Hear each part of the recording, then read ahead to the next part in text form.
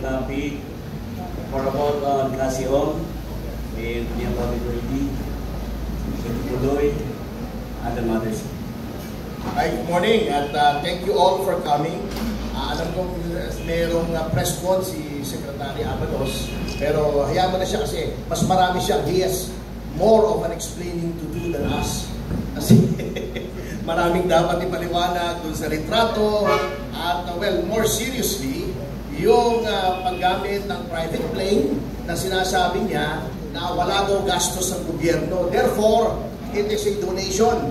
It is a donation by reason of his office and may be violative of the Anti-Graft and Corrupt Practices Act. Kasi hindi ka pwedeng magbigay ng kung ano-ano sa isang public official kasi ang presumption of law is that it is by reason of your office and in anticipation of future favors. Yun po ang philosophy ng Anti-Graft Act. Anyway, ang gusto ko lang naman pong ibalita rito, nasa ba yung sobre natin? Unang-una po, this is very brief. Ayoko nang pahabahin ito. Remember, last time kong nagkasama-sama tayo rito ay may nilabas akong litrato na may mga markers kung sino-sino yon.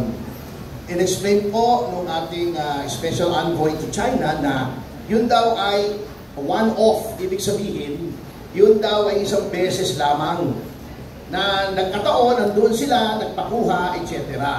So, may nakita po tayo. Ito po hindi galing sa akin, ha?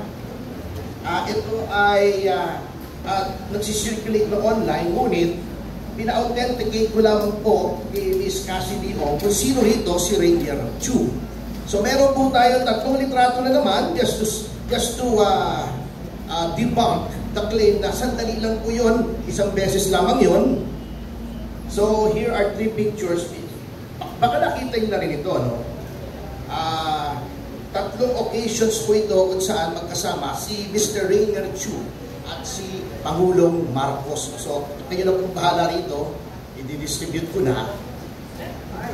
Ang authentication po po rito, hindi galing sa akin, ngunit sa artist ni Ms. Cassandra Leong, yung mukha ni Rainier Chu. Kasi wala rin po siya. Doon si Ms. Cassandra Leong, pinakita ko lang, ito pa si Rainier Chu. Sabi niya, opo, yan po. Ito pa si Rainier Chu, ito pa si Rainier Chu. Tatlong litrato po ito. Wakan mo, sir. So, wala po akong sinasabi kung anong ibig sabihin nito.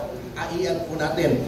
Wala akong sinasabi tungkol kay Pangulong Marcos, ha? Baka kung ano na namang they might put words in my mouth again. Ang sinasabi ko lang, these pictures exist and the face of Rainier Chu has been authenticated in these pictures. Kayo na kung bahalang muli na mag-draw ng conclusion para lang sa mapatunayan natin na hindi po chance encounter yung unang lumabas na pictures. Ito po.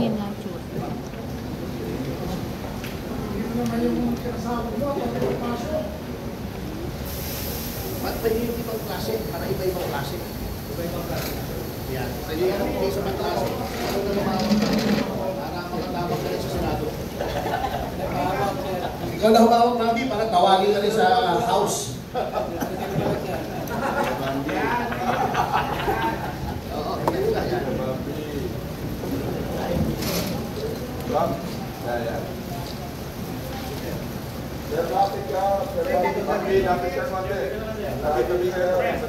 Lapit, magkakatabi kayo.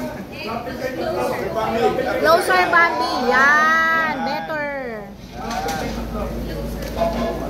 Kasama na si Bambi sa Senado. Kanya galing yung litrato eh. Nandito po. Nandito po. Okay.